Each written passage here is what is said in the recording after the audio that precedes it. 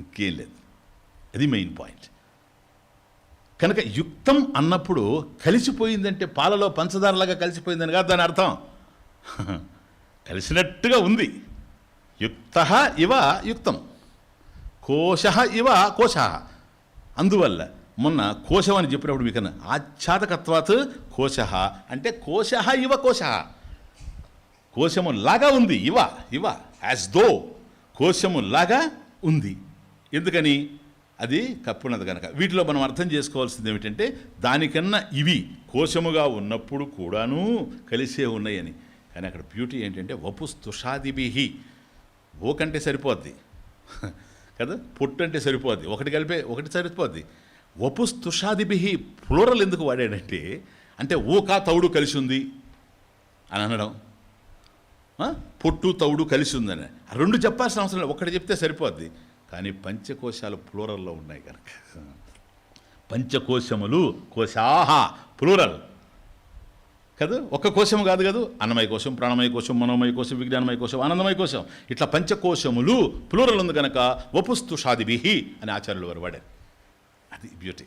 కనుక ఈ వీటి చేత ఎట్లాగైతే బియ్యం కప్పబడి ఉందో అలాగే నువ్వనేటువంటి ఆత్మవి నీవే అయ్యున్నా అవివేకం చేత ఆవృణోతి కప్పబడి ఉన్నావు, ఈ పంచకోశాల చేత కప్పబడి ఉన్నాయి. ఆవృత ఇది.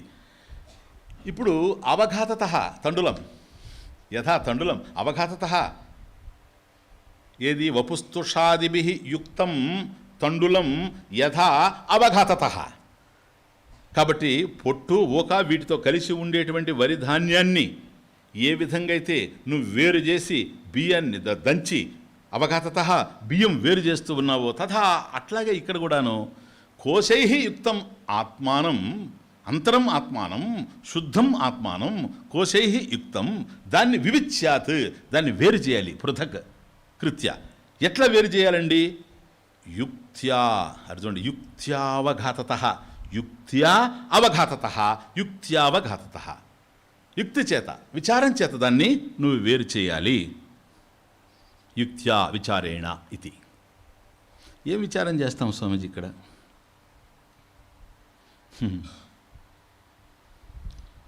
శృత్యానుకూల యుక్త్యా, శృత్యానుకూల యుక్త్యా.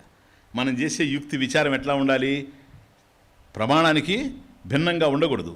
శృతి వేదం ఏదైతే చెప్పిందో నీకు ప్రమాణం గనక దానికి అనుకూలమైనటువంటి యుక్తే చేయాలి. ప్రమాణానుకూల విచారేణ ఇది. ఫినిష్.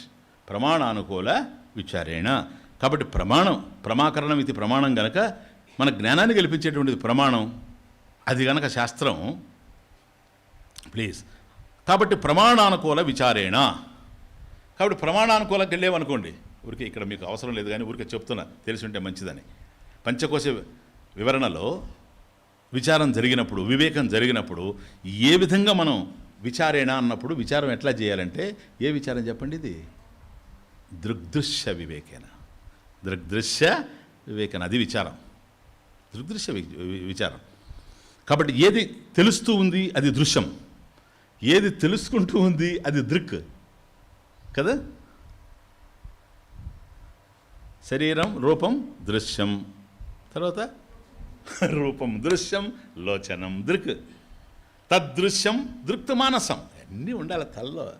మనకు బ్యాంకులో ఎంత ఉన్నది అనేది మనకు అనవసరం, అది మేనేజర్ చూసుకుంటాడు. ఇది ఉండాలి తల్లో, ఇది ఉద్ధరించేది అది కాదు. ప్రతిదీ అట్లా నాటుకుపోయి ఉండాలి. దృగ్దృశ్య వివేకం అంటేనే లోచనం రూపం దృశ్యం కదూ, తద్దృశ్యం దృక్తు మానసం. కాబట్టి చివరికి వచ్చేటప్పటికి సాక్షి. దృగేవ నతు దృశ్యతే, దృగేవ నతు దృశ్యతే. నీకు ఏదైతే కనిపిస్తూ ఉందో అది నువ్వు కాదు, ఎందుకని నువ్వు చూస్తున్నావు గనక. నువ్వు దృక్, దానికన్నా వేరుగా ఉన్నటువంటి వాడివి. కాబట్టి దృశ్యవర్గాత్ ఆత్మానం వివిచ్య. వపుస్తుషాదిభి తండులం అవఘాతత. దృశ్యవర్గాత్ ఆత్మానం వివిచ్య పృథక్ కృత్య. కాబట్టి ఏవైతే కనిపిస్తూ ఉన్నాయో, తెలుస్తూ ఉన్నాయో, కనిపించడం అంటే తెలియడం, నీకు ఏవైతే తెలుస్తూ ఉన్నాయో నీకన్నా అన్యంగా అవి నువ్వు అయ్యేందుకు అవకాశం లేదు కనుక అవే నువ్వు అనుకుంటున్నావు కనుక వాటి నుంచి విడిపడ్డాం. దేహం తెలుస్తూ ఉంది, ప్రాణం తెలుస్తూ ఉంది, మనసు తెలుస్తూ ఉంది, బుద్ధి తెలుస్తూ ఉంది. వీటికి కావాల్సినటువంటి విచారం చాలా చేశాం ఇక్కడ, మీకు తెలుసు. కాబట్టి అవేవి నువ్వు కావు, అవన్నీ కూడా దృశ్యవర్గం. కాబట్టి దృశ్యవర్గం ఏదైతే ఉందో వాటి నుంచి వివిచ్య, దాని నుంచి నువ్వు వేరుపడి అంతరం ఆత్మానం శుద్ధం విజానీయాత్, దీన్ని ఈ విధంగా నువ్వు తెలుసుకుంటూ పోవాలి. కాబట్టి పంచకోశాలు తెలిసిపోతాయి. ఇప్పుడు దేహం చూచామనుకోండి, అహం దేహ అన్నాడు అనుకోండి, కాదు, ఎందుకంటే కనపడతా ఉంది. ఘటద్రష్ట ఘటాత్ భిన్న, దేహద్రష్ట దేహాత్ భిన్న. కుండను చూసేవాడు కుండ కన్నా వేరుగా ఉన్నాడు, దేహాన్ని చూస్తున్నావు కనుక దేహం కన్నా వేరుగా ఉన్నావు. నువ్వు పోతూ ఉండవు, చొక్క కదులుతూ ఉంది. చూసావా, నువ్వు పోతున్నావు, నీ కళ్ళజోడు పోతా ఉంది. కళ్ళజోడు కదలలేదు, చొక్కా చరించలేదు. నువ్వు ఉండడం వల్ల నువ్వు కదులుతూ ఉంటే కదులుతున్నాయి. సరేనా? ఇప్పుడు సికింద్రాబాద్ నుంచి వచ్చాయి ఈ చొక్కాలన్నీ, ఆ చీరలన్నీ, అవి రమ్మనండి, అవి వస్తాయేమో. అట్లా రావాలనుకుంటే మళ్ళీ కృష్ణుడు వచ్చి పొన్న చెట్టు ఎక్కాలి, అప్పుడే వస్తాయి. ఆయన ఇట్లంటే వస్తాయేమో కానీ మనం అట్లా కనుక అయితే ఈ కోట్లు గిట్లు వేసుకొని రాకుండా అక్కడ అక్కడ పెట్టేసి నేను పోతాను శృతి మందిరంలోకి, మీరు వచ్చి జాయిన్ అయిపోండి, ఇక్కడి నుంచి మోసుకొని పోవడం ఎందుకు బస్సులో అని మీరు రావచ్చు, అవి వచ్చి మీకు జాయిన్ అయిపోవచ్చు. అవకాశం లేదు సార్. నువ్వు కదులుతూ ఉన్నావు, నీ చొక్కా కదులుతూ ఉంది. చొక్కా తనకు తానుగా కదలలేదు, నువ్వు ఉంటేనే కదులుతుంది, అంతే ఎగ్జాంపుల్. కనుక ఆత్మ ఉంది, దేహం కదులుతూ ఉంది. దేహం తనంతట తాను కదలలేదు. ఎందుకు కదలలేదు స్వామిజీ? కదలమని శవాన్ని ఉంది కదా ఆడ చచ్చిపడి. కాబట్టి దేహం అక్కడ ఉంది కానీ కదలడం లేదు. నువ్వు ఉంటే అది కదులుతుంది. నువ్వు ఉంటేనే నువ్వు శరీరం కదులుతూ ఉంది. కాబట్టి దేహం గురించి ఏదైతే ఉందో ఈ చొక్కా నువ్వు ఉండడం వల్ల కదులుతూ ఉంది. ఇది జడము, ఇది దృశ్యము, నీకు తెలుస్తూ ఉంది. ప్రతిదీ అంతే ఇలా చేసుకొని పోతాం. ప్రాణం ఉంది, ప్రాణం జడం, ప్రాణం జడం. నా ప్రాణం పోతా ఉంది నువ్వు చెప్తావు కానీ నేను పోతున్నాను, నేను ప్రాణం అనలేదు. ప్రాణం జడం కనుకనే ఆపరేషన్ జరిగేది. ప్రాణానికనే చైతన్యం ఉంటే డేంజర్. అనెస్థీషియా ఇచ్చాడు అనుకోండి డాక్టరు, మనసు మత్తులో ఉంది, మనసు లేదు ఇక్కడ. ఎందుకంటే దానికి అనెస్థీషియా ఇచ్చాడు కనుక, మత్తు మంది ఇచ్చాడు కనుక పడిపోయింది అది. అందువల్ల అప్పుడు కోస్తాడు, ఎట్లంటే అట్లా. ఏది అవసరం ఉన్నా కోస్తాడు, అవసరం లేనిది కూడా కోస్తాడు. కానీ తర్వాత ఏంటంటే అర్థమవుతుంది, అక్కడ మనసు లేదు కానీ ప్రాణం లేకుండా పోలేదు. ప్రాణం లేదా? లేదంటారు ప్రాణం. ప్రాణం లేకపోతే ఆయన కోయడం ఎందుకు? ప్రాణం లేనప్పుడు కోసేది ఆపరేషన్ కాదు, అది మార్చురీకి సంబంధించింది, పోస్ట్ మార్టం అది. అర్థమవుతుంది. కాబట్టి ప్రాణం ఉంది. కాబట్టి ప్రాణం ఉంటే నువ్వు తెలుసుకుంటున్నావు, ప్రాణం నా ప్రాణం అల్లాడుతూ ఉందండి, ఆక్సిజన్ అందడం లేదు, సీనా ఆక్సిజన్ అందడం, అది నీకు అర్థమవుతా ఉంది. ఎప్పుడైతే నీకు అర్థమవుతా ఉందో నీ ప్రాణం నీకు తెలుస్తుంది. ప్రాణం నీకు తెలుస్తుంది కనుక నువ్వు ప్రాణం అయ్యేందుకు అవకాశం లేదు. దృశ్యం. అట్లాగే నీ మనసులో ఆలోచనలు నడుస్తున్నాయి, అలా నడిచేటువంటి ఆలోచనలు నువ్వు చూస్తున్నావు కనుక అది నువ్వు అయ్యేందుకు అవకాశం లేదు. పోనీ సుషుప్తిలో ఆనందమయ కోశానికి పోయి అక్కడేమైనా ఆలోచిస్తామంటే నో. ఎందుకని? ఏమీ తెలియడం లేదు అంటున్నావు.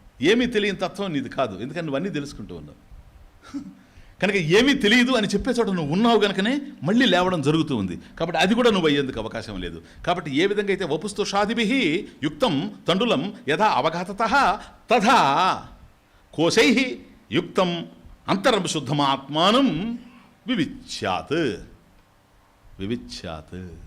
యుక్త్యా వివిచ్యాత్, విచారేణ వివిచ్యాత్, విజానీయాత్ ఇది. క్లియర్? వివేకేన వివిచ్యాత్. విచారం అంటే విచారం ఎక్కడ లోపిస్తుందో నాయన, అంటే ఈ దుఃఖం అంతా మనకి ఎక్కడి నుంచి వచ్చింది? అవిచార సిద్ధ విషయం. శాస్త్రంలో పదం ఏంటంటే అవిచార సిద్ధ విషయం.